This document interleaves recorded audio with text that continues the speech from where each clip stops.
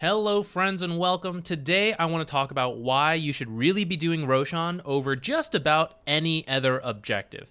Tier 2s for sure in my opinion, and in some cases, and I'll show you in this game, even choosing Roshan over the chance to get a set of barracks I think is typically the right choice, but there's a little room for argument there. But for sure the tier 2s. So the quick explanation is that for whatever reason, you suddenly get a chance, usually off a team fight or some good kills. You get the choice, especially if you're like in this area, you get the choice between taking a tower or going to do Roshan. And you should choose Roshan. The reason it's not even really a choice is that Aegis pretty much sets up this very clear pathway to then get every outer tower in the game. High ground, maybe. Honestly, you have time to go for every tier 2 and then into the high ground, but at least you have time for all the tier 2s. So it's choosing between a single tier 2 tower now or Aegis, killing Roshan, which by the way also gives you golden experience the same way that tower did, and then with that Aegis, 3 tier 2 towers. It's not really a choice. It is literally choosing 1 tower instead of 3 towers and Aegis. So if that makes sense to you, then I guess you're good. You don't have to watch the rest of this video. But for now, I will show you guys an example from one of my games. It is happening all the way up to Immortal. It is a very common pub problem that I think is a relic of old Dota. And we're going to address some really common arguments and stuff like that. But if you just believe me, then thank you. You can stop, I guess. But let's start with the enemy's perspective. Unfortunately, I am going to lose this game. I'm the Jakiro on the Radiant. And let me show you what happened. So it's a very close game. It's 25 minutes in, 3k advantage for us. So honestly, we had a slight lead, not anything crazy, but they get a kill here. They kill Wind Ranger. They're gonna kill Centaur. All right, as they kill Centaur, they have 50 seconds. They don't know, there's no buybacks, but honestly, core players in pubs are very reluctant to buy back for Roshan. So they have 50 seconds right now to choose what they're gonna do. They could take this tier 1 tower, maybe even push it to the tier 2 tower. Could they get this tier 3? It'd be tough because, you know, we have some pretty good wave clear. So they're probably not getting this far, but they could probably at least get this tier 1 and tier 2. Or, I'm sorry about this nightmare sound, guys. Here, we'll come over here. They could come straight to Roshan. It's a little bugged right now, but they could come over here, take Roshan. And I promise you, and we'll show you later, Aegis guarantees that they will then get all of these towers. First, they take this tower because they're right here, and then they come up to this tier 2. Some people are already pinging like, hey, we should be going to do Roshan. As our team fortifies, they realize, oh, we should go do Roshan. By the time they get here, you'll notice 15-ish, 10 to 15 seconds, they have to get Roshan. And that's not enough time. Whereas if they had come right away from here, let's say 40 seconds. They probably have 40 seconds to get Roshan. They get it uncontested. Now, I come up over here. I swear I'm not feeding. I knew I needed vision in this area or to buy time for these two to respawn. It was tactical, guys. I knew I'd buy back, which you'll see I'm using because I know whoever gets this first Aegis gets... It's not a guaranteed win, but it is a massive advantage in terms of map control because of all the towers you're going to get, all the gold you're going to get, all the farm you're going to get, everything like that. The first Aegis in a close game like this is extremely important. It's worth buying back for, in my opinion, especially if you're a support. And turns out they kind of screw up a little bit. We end up taking this fight and actually wiping the whole team. Now, it's a little scattered. Now, even after that kill, who cares about a Bane? I can't believe we're wasting time on this. Should immediately go do Roshan. Me and Centaur were pinging it. Gotta kill the position 5 Bane. Waste another 10 seconds. I did the exact same tactical feat here. Now we're gonna go chase Bane. Whatever. Now I'm still pinging Roshan, but without Flame. But some of the cores on my team were saying that, oh, PL's dead 70 seconds. We should come get high ground. Now, for sure we can get this tier 2 tower. And honestly, and I'll show you, we do get this set of barracks. But this is, in my opinion, the wrong decision because these 2 tier 2 towers are still up. We're 27 minutes in the game. Luna has 3 items. But if you take some time to build an advantage, you could come back here with 4 items, a little bit more experience, some higher levels, And Luna's the type of hero who can simply take the entire base given enough time. But for our given power level and for how much time we have, we are not going to take the whole base because it's not even possible because there are tier 2s up. So we can take one set of barracks, and then we have to end the game if we want to like take anything else. By that time, going to do Roshan is too late because at least 4 people will be up and PL will soon be up afterwards. What a lot of people will say, let's start addressing some common issues in pubs. Let's push up to high ground, force them to buy back, and then go do Roshan. I think that is extremely risky. Why? We just won a team fight. We are missing mana, but to make use of the kills we got, we're pushing ahead, and so we don't have time to go back to base and regen. They're dead, but they're going to respawn. You respawn with full mana, full health. If you buy back, you respawn with full health, full mana. It takes 3 seconds to teleport right into the fight. And now we are taking a 5-on-5 fight down on resources at a disadvantaged location. Because from our perspective, Luna has Lunar Blessing, which gives her increased night vision. But usually we would only see much less. And obviously it's not possible for me as a support to get back here to ward, de-ward, things like that. And it's not even possible to remove structure vision. So the Dire just comes into this fight with far better vision, far better positioning because they're how close they are to the fountain, things like that. So if you force them to buy back, you pretty much can't fight. And you pretty much kind of have to go back to your base and then run back out to Roshan, which by that time, the enemy team, while you're going home, they can run straight to Roshan and start to take it. So in my opinion, it's a really bad idea unless you're massively ahead, which is different. But in most games where it's like somewhat close, even if you have like a decent lead, you still shouldn't risk it to force buybacks and then go do Roshan. You should guarantee the Roshan when they were dead 70 seconds instead of trying to do it when, well, what you saw them do. They tried to take some towers, then come do it when they still had like, oh, we have like 15 seconds. Wasn't enough time. And we wiped them and then made the exact same mistake they did. So in this case, we actually do get barracks. And this is where as we watch this fight kind of zoom through, I'll start to say that this is where it's tougher to make the choice.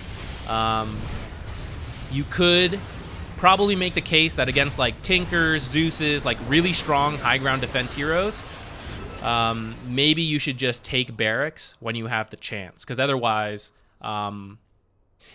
it's pretty much if Aegis does not actually help you take barracks, then you should probably take barracks when you can after a big team fight like what you just saw. But in most games, having Aegis, possibly Cheese, Refresher Shard, Ags, stuff like that, usually that is enough of an advantage to push into barracks, but not always, like Tinker, Zeus, and so on. This is a game where I don't think it matters, particularly because this Leshrac has Boots of Travel, we got a Tidehunter, a PL, all of them can handle one lane of racks, they don't care, and we didn't have the option to take more. So while we're running away, they could come down, take a tier 2 tower, possibly push high ground. Maybe Luna doesn't want to buy back for 60 seconds. They're already here. It takes about, let's say 15 seconds to get to this tower, take that tower, by which point, I don't know, 20 seconds left on her respawn, and maybe that's enough time to take this. But, you know, fool me once, they learn their lesson. They come over here, they take Aegis. Now, what you're going to see here is that this early set, 27's not that early, this barracks doesn't win us the game. Crazy, right? Because with this Aegis, they can now go lane to lane and take every tier 2 tower and kind of equalize our advantage. So let me skip forward a bit. Let's go to their vision. There we go. We see a line drawn. They're going to come down here. And guess what, guys? It sucks to lose a tier 2 tower, but it's not game losing. It's just a tier 2 tower. It's an intermediary between tier 1s and tier 3s. Tier 1s offer a lot of map control because of where they're positioned. Different topic for a different video. Tier 2s are like, they're like, okay. So you have to ask yourself as the defending team, do we risk taking the fight at this tier 2 where they can establish a vision advantage by warding back here and all of that, and they have Aegis, like, yeah, we get a little bonus health and armor, but it's like, it's not enough. So we won't risk taking that fight, because if we were to lose here, they could come and then take barracks while we're all dead, because it's so close. So you go, no, we will wait here at our high ground, where we've already established you have an advantage in defending. You could force this, or you could do what they're doing, which I think is the correct decision, and just go, well, why not just take another tier 2 tower? And for us, we have to go, well, do we take this potentially game-losing fight here at the tier 2, or do we wait for the tier 3, where we have a bit better defender's advantage? And so you go, oh, okay, we won't fight that tower. And then guess what, guys? There's one more tier 2 tower to take. And so they come down and they take the tier 2 tower. And guess what? We don't defend this one either. The fact that they took Aegis meant that they just took 3 tier 2 towers for free, and we were unwilling to fight them on any single tower. Taking Aegis is pretty much every outer tower eventually. Within the 5 minutes you have Aegis, no one wants to fight you. We took one set of barracks, didn't guarantee that we got this tower, didn't guarantee that we got this tower, definitely didn't guarantee that we got this Aegis. So, guess what? Are they done? They don't have to be. Because guess what? He still has Aegis. He still has an advantage in team fights. 5 minutes is a really long time, guys. So they can now push for the high ground. And, okay, this game is still quite close in terms of gold. Well, how do you kill that Wind Ranger? You gotta look for these kind of things, because we can't look for a straight-on fight, so we have, like, a Wind Ranger going off on her own, trying to, like, split the map a bit, and they get a pick off. She's dead for a long time. And maybe she buys back, maybe she doesn't, and now they get to go for this high ground fight. Now that it's 5-on-4 and Aegis, they're willing to take this fight, go for it. Aegis happens to expire like right now, which is a bit unfortunate for them, but they're already kind of winning this fight anyways. And honestly, from here, you could say, well, let's just wait for the next Roshan. But if you feel enough of a lead, for example, 2 kills on the enemy team, you can push for more. And that's what we see them do. They come up to high ground, force me to buy back, and sometimes the enemy teams overextend and you end up killing them. I know we're zooming through all this, guys. It's not really the point of what... Just listen to me. That's what we need to hear. So sometimes they overextend and then you end up wiping them. Like we did. When we took this barracks and stayed too long and then died. What did they have on their list of potential options? They could do what we did, run straight down and try to take barracks, or they could get Roshan. And we saw what they did with Roshan. Roshan was a great choice for them. Let's say they overextend. Leshrac died. It's kind of not enough, but kind of is. Let's say we killed another 2 or 3 heroes. What are our options? Can we get Roshan? No, guys. Roshan has a respawn timer.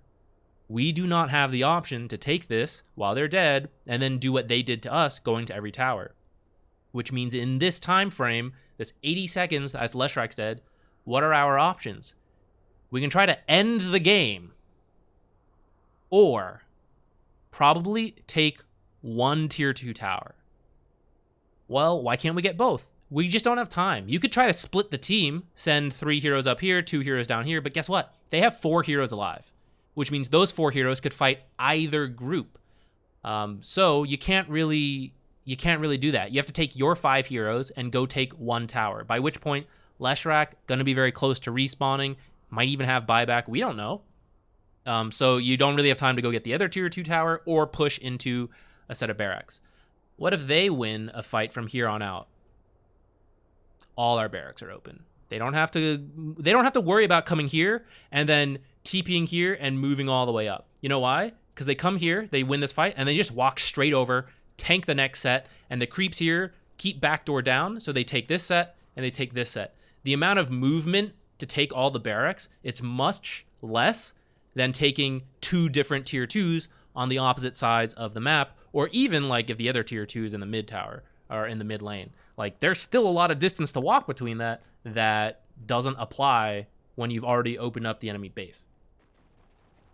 So getting Aegis just has a lot of advantages. It kind of guarantees that the enemy team can't do to you what you just did, And if we look at them, they have a 5k advantage at this point, which is still not too crazy, but they can take this time. Let's say they even throw, right?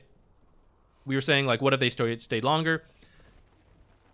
We have time to set up vision around here, but it's 3 minutes until Roshan has the chance to survive, and then another 3 minutes where he could respawn in there, which means they have time to throw, respawn, get themselves together, maybe smoke, maybe like get a gem, bunch of sentries, retake control of this area. They have a whole bunch of time to get ready for the second Roshan.